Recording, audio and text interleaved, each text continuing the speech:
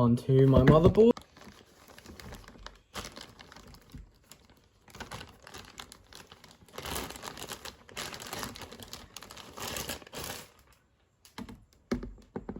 Or so, or too much back and forth, and these can easily snap off, making for a very difficult repair job. So make sure you have steady hands.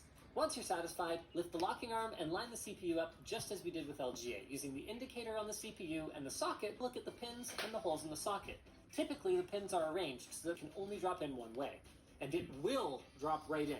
So if you encounter any resistance at all, do not push. Check your pins.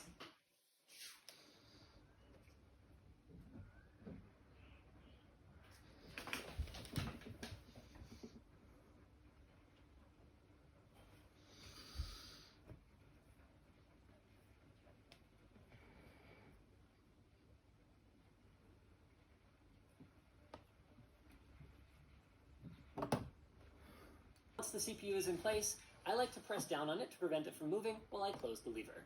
If you're a high roller and you've got a more exotic socket, you'll be surprised to learn To upgrade later, rather than two smaller sticks adding up to the same capacity that will need to be discarded. This is a valid strategy, and if that's you, then you should install your memory module in the slot that is nearest to the CPU. If that sounds weird to veteran builders, that's because they're used to dual channel configurations with 2 sticks of RAM. Itself. There will be at least one notch, as shown here with DDR4 memory. This is offset from the middle of the module, and there's a matching post in the slot itself so that it can only go in one way. Hold up the module so the notch is aligned with the post, then line up the module with the grooves on the slot, getting one lined up at a time is often easiest, and push down until you feel resistance. At that point, press a little harder until the tab or tabs lock back into place on their own. You should hear a distinct click if it's done correctly. Then repeat these steps for any more memory modules that you have to install. Here's a pro tip, by the way. Skip figuring out subsequent modules' orientations by looking for the label side of the stick you already installed and matching against that instead. Keep in mind though, for some motherboards with RAM on both sides of the CPU socket, Time to install it. It's pretty common for the slots to be hidden under heat sinks, so if you don't see any, you'll want to check your motherboard manual to figure out where these slots might be hiding. Some M.2 slots only support NVMe, while some only support SATA, and some support... You'll have to find it in your motherboard box. Usually it's in a little baggie along with the tiny Phillips screw. Free it from its prison, twist it into place on the 2280 position, and you're up to speed. Visually line up the SSD's pin side with the slot, taking note of the notch that's cut into it. This should line up perfectly with the tab on the M.2 slot, and typically results in the SSD's label facing out. It's okay if your SSD has 2 notches, but your slot only has 1. This keying means that the SSD is either SATA or supports 2 PCI Express lanes rather than 4. A special note for if your SSD has its own heatsink, the connector side will almost always be on the bottom of the heatsink, with the fins facing outwards. If your motherboard has a heatsink for this slot, you might want to remove the heatsink from your SSD now in order to use that instead.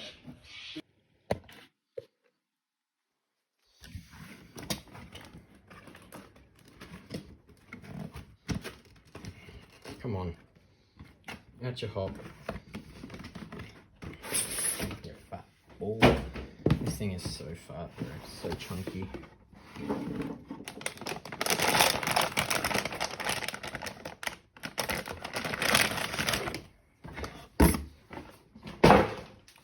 Yee. Your graphics card. Pull off any protective covers on the card edge connector, then line it up with the slot, giving it a gentle push until the retention clip is pushed into the locking position. Make sure it's in straight and you can't see any pins, because that...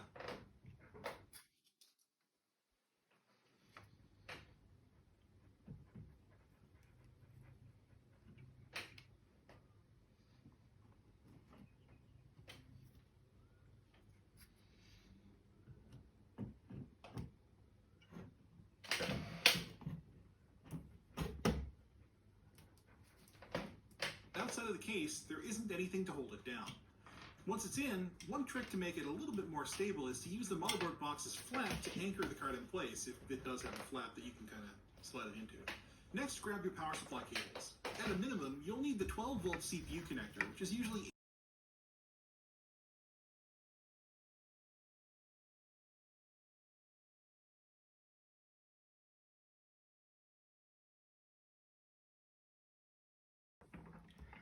I'm looking for the pin.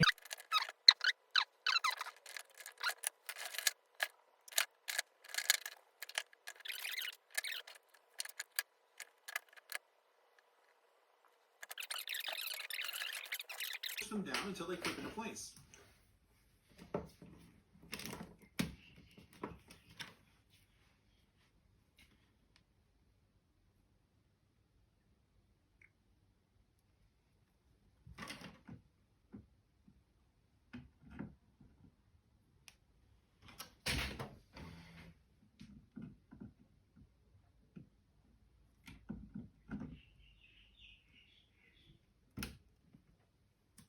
If your motherboard has more than one 12-volt CPU connector, usually the one marked as 1 is the primary one that's actually required, but it's good practice to install all of them if you can.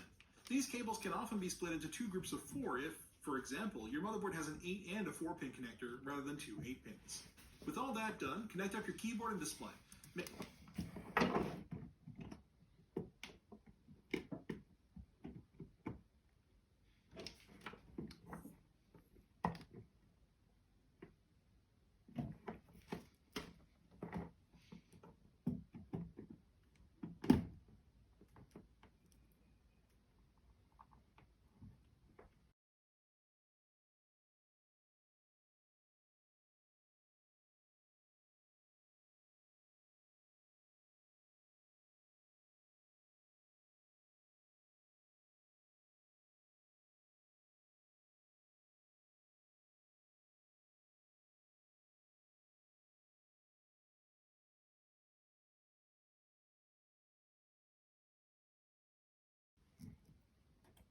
Let me just yank this in, and then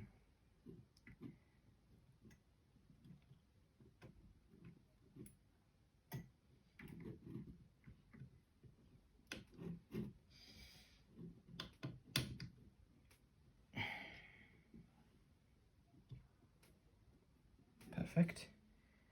I need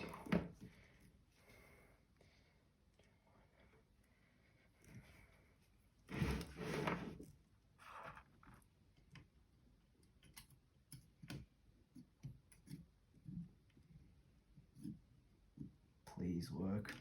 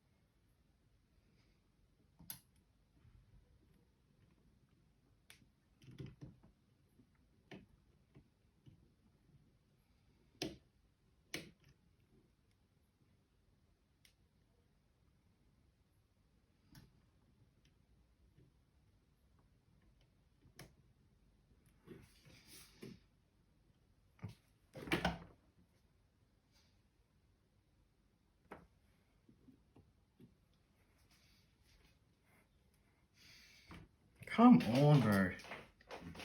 How'd that one go? That one had this. Is there any other pins that would be easier to put in?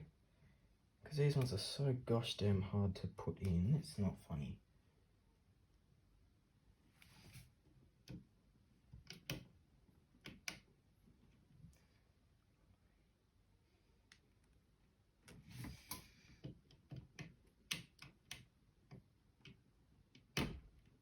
Oh.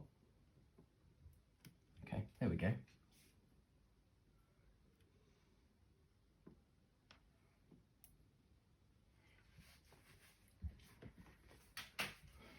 I need a HDMI cable. Oh no, first I need to turn on the actual monitor.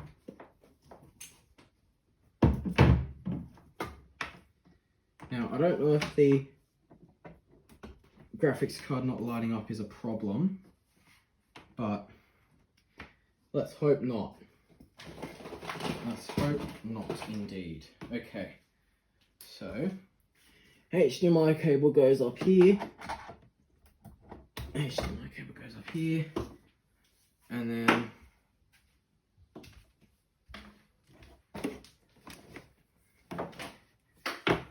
into here. No way. Please, please, please. To show this, but I booted up the PC and it actually works. Let's actually go. Like, seriously, yes, it worked, Lily. It actually worked. Oh my goodness. Thank you so much, Linus Tech Tips. My bad. But now I just gotta chuck in the chassis. But bro, let's actually go. You don't know how excited and how much this means to me. Let's go.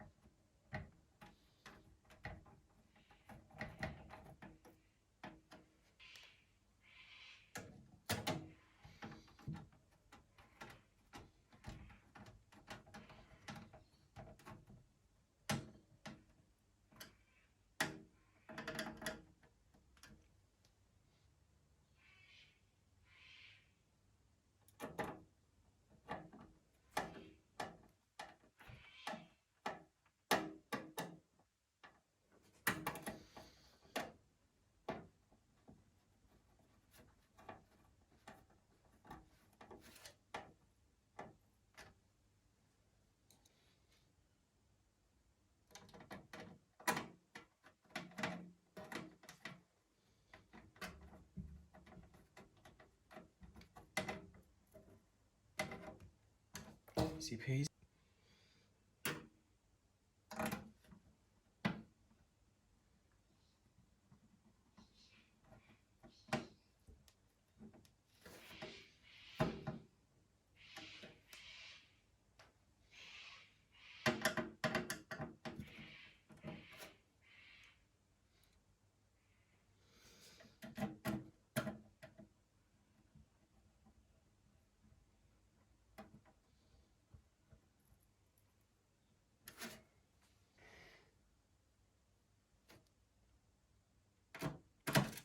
Oh shit.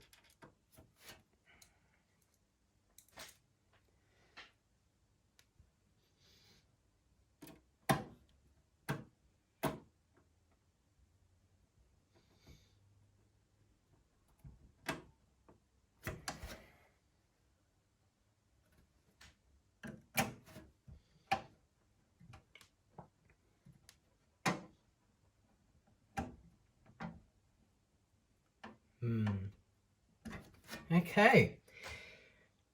Let me just check that there's none missing. 1, 2, 3.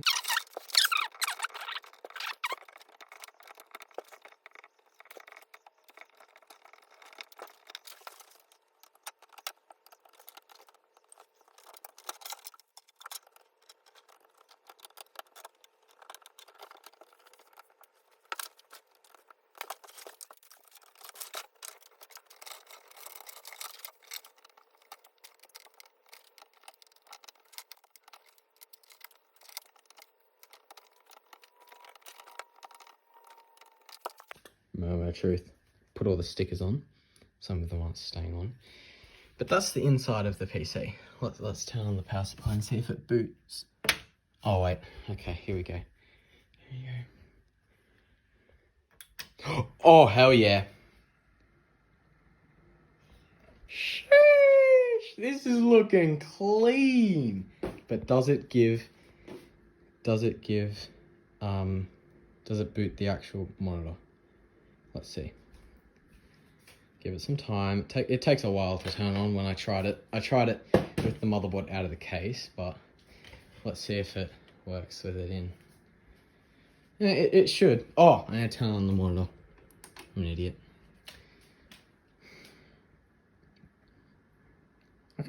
That looks awesome. There we go. Let's hope it works. Source, HDMI. Let's see, let's see. No, I'm nervous. It's booted fine. It's booted. Let's just hope that it can give a first display for us. Come on, work your magic. Hold up.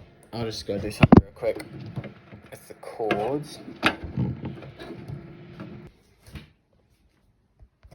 7 or 8 hours of setup. And I've finally assembled it. It's all in its case, it's all assembled. These stickers are peeling off, so I don't care. They're not ones I need. Plus I have like 20 spare ones. Those are the ones I do like though, T-Force and the CPU sticker. Okay, no one cares about that. Point is, after so much troubleshooting, finally, after a year or two, researching parts, 3, 2, 1.